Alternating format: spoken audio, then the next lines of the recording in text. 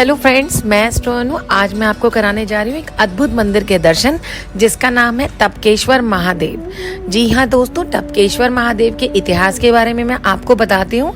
अनादि तीर्थस्थल गुरु द्रोणाचार्य जी की तपस्थली स्वयंभू श्री टपकेश्वर महादेव मंदिर, जो कि देहरादून के गढ़ी कैंट में स्थित है।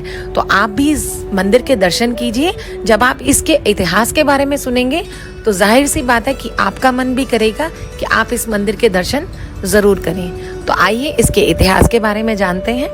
यह स्थान देवताओं से कालीन से ही प्रचलित है और इसी गुफा में देवागण भगवान शिव जी का ध्यान लगाया करते थे।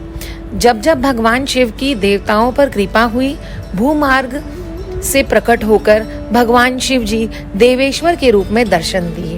देवताओं के बाद ऋषियों ने भगवान शिव की तपस्या की और उसी समय महाभारत काल के महान धनुराधार्य कौरवों और पांडवों के गुरु द्रोणाचार्य विश्वविख्यात तपस्वी श्री टपकेश्वर महादेव एक महान तीर्थस्थल है, जहां भगवान शंकर के अनेकों बार अद्भुत दर्शन देकर श्रद्धालुओं और भक्तों का कल्याण किया है।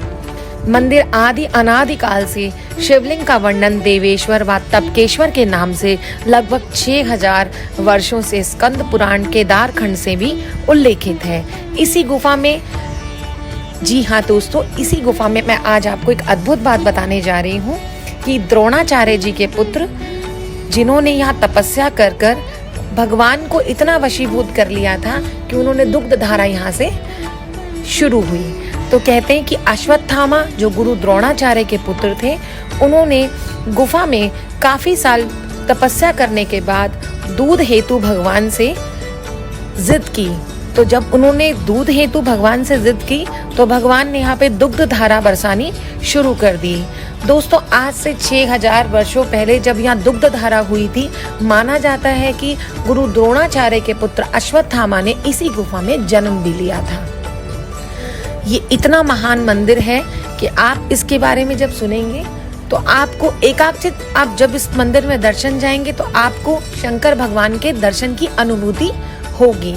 तो दोस्तों, एक और प्रचलित बात इसके बारे में मैं आपको बताने जा रही हूँ कि उस दुग्ध से जब अश्वत्थामा ने अपनी भूख मिटाई तो उसी क्षण भगवान शंकर ने अजर और अमरता का वरदान अश्वत्थामा को दिया था। और कलयुग में लगते इस दुग्ध धारा, जो कलयुग में ये दुग्ध धारा जो है वो अब समाप्त हो गई है, लेकिन अभी भी वहां पर कहीं से शिवलिंग के ऊपर जलोधारा टपकती है। इसी से इसी मंदिर का नाम जो है टपकेश्वर महादेव पड़ा। टपकेश्वर महादेव पढ़ने के बाद अब आप लोगों को समझ में आया होगा, या आप लोगों के मन में भी प्रश्न होगा कि वो दुग्ध धारा जो थी वो टपकेश्वर महादेव मंदिर में क्यों समाप्त हो गई।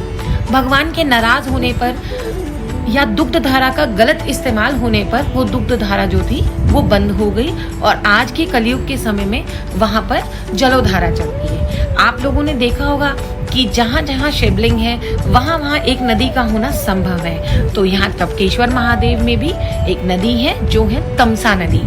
जी हाँ, तमसा नदी के किनारे ही टपकेश्वर महादेव का शिवलिंग और मंदिर वहाँ बना हुआ है। कुछ लोगों का कहना है कि शिवलिंग पे जो जलोधारा है वो तमसा नदी का ही जल है, लेकिन आज तक कोई प्रमाण नहीं है कि जो जल की शिरोधारा जो हो रही है वो तमसा नदी की है या नहीं है। तो ये थे एक दिव्य दर्शन टपकेश्वर महादेव के। भगवान टपकेश्वर आप सबकी मनोकामनाएं पूर्ण करें।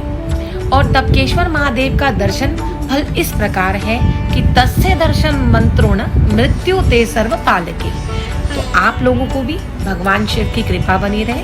अगर आपको मेरा वीडियो पसंद आए तो please share, like and subscribe करें। धन्यवाद।